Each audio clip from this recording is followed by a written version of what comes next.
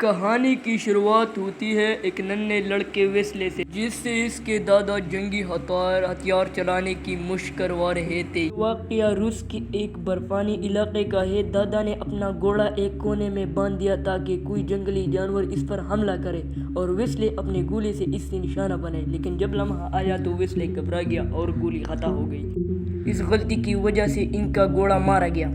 گزرا اور سن 1942 آیا۔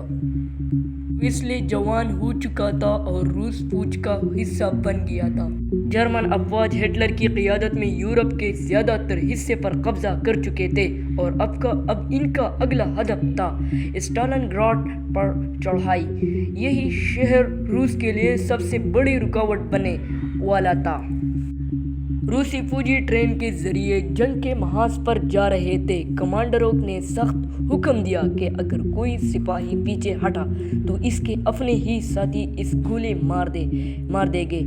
بچنے کا ایک ہی راستہ ہے، دشمن کو پیچھے دھکیلنا۔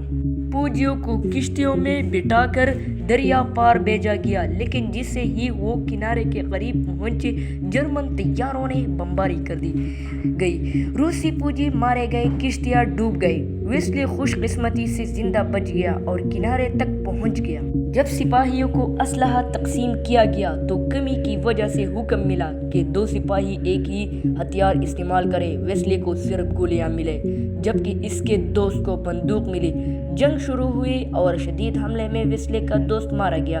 ویسلے نے بندوق لینے کی کوشش کی، لیکن ایک اور فوجی نے چھین لیا۔ جرمن فوج غالب آ گئے۔ روسی فوجی پیچھے ہٹنے لگے، مگر ان کے اپنے افسران نے پیچھے ہٹنے والوں پر گولیاں برسا دی۔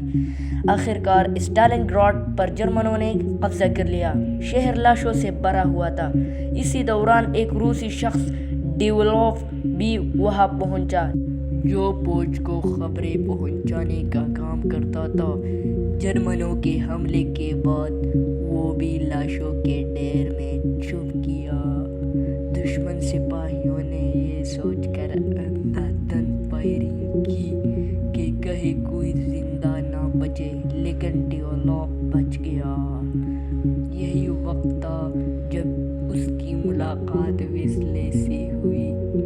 ویسلے نے اسے سمجھایا کہ گولی کی آواز براہ راست نہیں چلنی چاہیے، بلکہ کسی دھماکے کے ساتھ چھپ کر چلانی چاہیے۔